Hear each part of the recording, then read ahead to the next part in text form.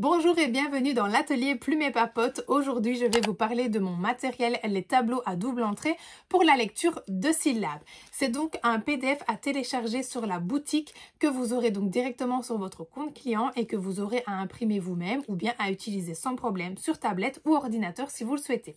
Vous avez donc dedans 19 tableaux à double entrée qui vous permettront de travailler la lecture de syllabes et chaque tableau aura une particularité orthographique unique. Donc c'est-à-dire que vous allez pouvoir les utiliser soit de manière progressive parce que l'enfant commence à rentrer dans la lecture de syllabes, il a compris le principe, il sait fusionner deux sons et vous allez vouloir l'entraîner et puis complexifier petit à petit en lui proposant des tableaux de plus en plus complexes.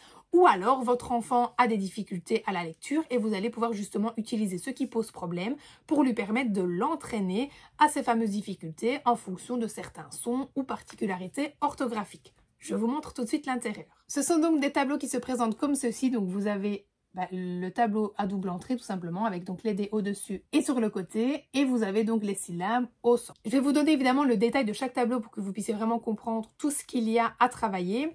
Mais d'abord je vais vous montrer comment l'utiliser. Donc tout simplement vous prenez 2 dés, on lance les dés et on va à l'intersection pour voir quelle est la syllabe. Si l'enfant lit correctement la syllabe, alors il peut poser un jeton ou alors vous les plastifiez et on peut barrer aussi avec des feutres effaçables de couleurs différentes. Le premier qui aligne 3 jetons ou bien qui aura barré en alignant 3 syllabes avec dans sa couleur aura donc remporté la partie. Vous avez donc des planches ici qui sont toutes simples, c'est une consonne, une voyelle et alors on part sur les fricatives, les nasales. Donc les fricatives sont tous les sons qu'on prolonge, f, s, z, etc.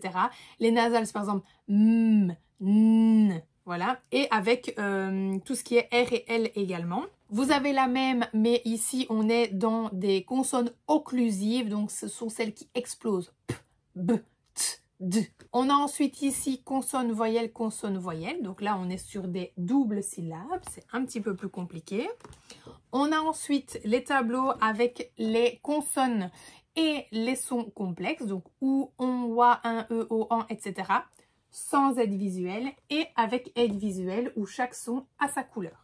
Je vous ferai d'ailleurs une vidéo où je vous expliquerai comment je travaille et comment j'amène justement ces sons complexes aux enfants et quel est le code couleur que j'utilise pour les aider. Vous avez ensuite la même chose avec les sons qu'on appelle complexes mais trigraves, donc avec 3 lettres, ouin, yon, un, yin, etc.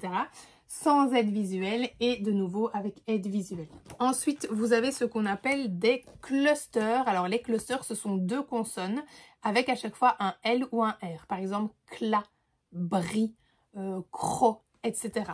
Et donc vous avez de nouveau avec et sans aide visuelle. Donc ici les R sont en rouge, les L sont en vert et là vous n'avez pas de couleur. Ensuite, on a tout ce qui est confusion visuelle, B, D, P, que et tout mélangé. Donc il y a le B et le D tout seul avec une syllabe. Il y a le B et le D tout seul avec 2 syllabes. Pareil avec le P et le Q, une syllabe. Pareil en 2 syllabes. Ensuite, vous avez une planche qui reprend les 4 sans aide visuelle et avec aide visuelle. Ensuite, on a 2 tableaux avec des consonnes et à chaque fois le E avec les accents, donc E ou E. Et donc, vous avez de nouveau avec ou sans aide visuelle.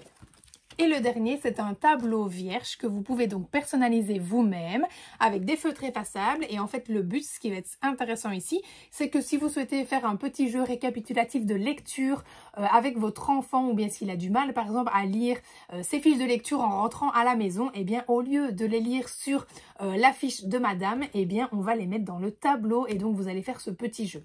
Ça va peut-être prendre un peu plus de temps, mais le plaisir sera là et ça n'a pas de prix. Vous pouvez également tout simplement l'utiliser pour faire de temps en temps un petit jeu récapitulatif de tous les sons que l'enfant connaît. Et hors syllabes, vous pouvez aussi juste mettre les petits sons seuls. Ça peut être un S, un L, un U, un O, etc. Et donc jouer comme ça en fonction des lettres et de l'évolution des lettres qui sont donc apprises à l'école. Et donc bien sûr, s'il n'y a que les voyelles par exemple qui ont été vues, vous les écrivez plusieurs fois. Le but c'est aussi que l'enfant puisse lire plusieurs fois la même pour l'intégrer et la mémoriser le plus rapidement possible. Voici donc pour ce premier PDF sur la boutique Plume et Papote qui j'espère sincèrement vous plaira. N'hésitez pas en tout cas si c'est le cas à me laisser un pouce vers le haut, à me mettre vos questions dans les commentaires, à vous abonner à la chaîne pour plus d'idées et d'astuces et je vous mets le lien du PDF dans la barre d'infos. Bref, je vous dis à bientôt pour une prochaine vidéo.